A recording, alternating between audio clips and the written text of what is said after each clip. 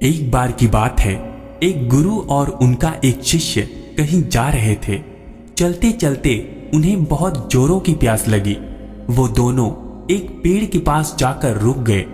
पेड़ के पास एक बहुत बड़ा खेत था।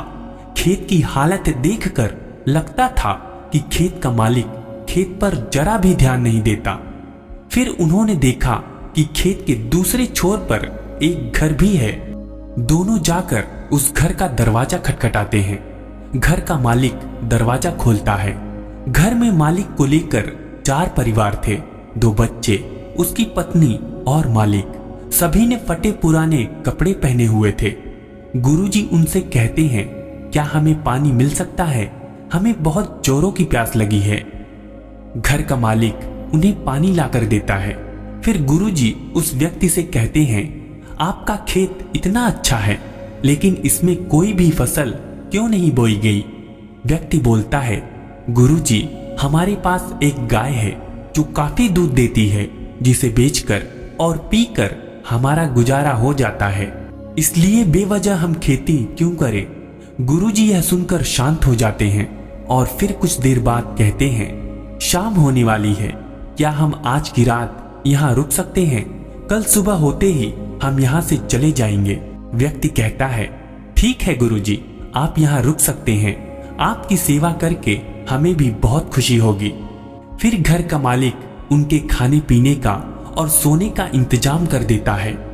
आधी रात होते ही गुरु अपने शिष्य से कहते हैं, उठो, हमें अभी के अभी यहाँ से निकलना है, लेकिन जाने से पहले हम इस व्यक्ति के गाय को पहाड़ के ऊपर से गिराकर मार देते हैं। यह सुनकर शिष्य को काफी बुरा लगता है, लेकिन वह अपने गुरु की बात भला कैसे टाल सकता है। वे दोनों रातों रात गाय को ले जाते हैं और पहाड़ से गिराकर उसे मार देते हैं। फिर वहां से भाग जाते हैं। 10 वर्ष बाद जब वह शिष्य अपनी शिक्षा पूरी कर लेता है, तब वो सोचता है, क्यों ना अपनी गलती को सुधारा जाए, उस आदमी के पास वापस जाकर उसकी मदद की जाए।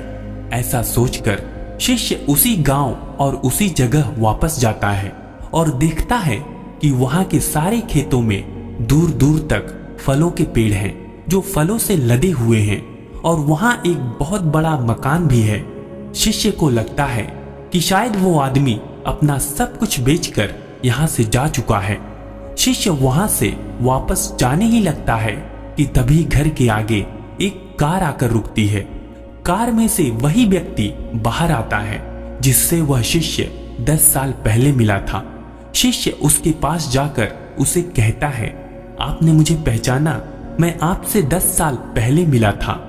व्यक्ति उसकी बात सुनकर कहता है, हाँ, उस दिन को मैं कैसे भूल सकता हूँ। शिष्य बोलता है, आप तो बहुत गरीब थे, आखिर आप इतने अमीर कैसे बन गए? व्यक्ति कहता है, क्या बताऊं, आपके जाने के बाद मेरी गाय की मौत हो गई। मैं कुछ दिन काफी दुखी रहा और परेशान भी रहने लगा, लेकिन जीवन जीने के लिए कुछ तो करना ही था।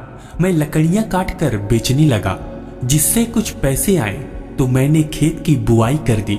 फिर अनाज बेचकर और पैसे आए तो मैंने अपने आसपास की जगह भी खरीद ली और फलों की बुआई कर दी, और मैं आज आसपास के इलाकों में फलों का सबसे बड़ा व्यापारी हूँ और मेरे पास लाखों रुपए हैं।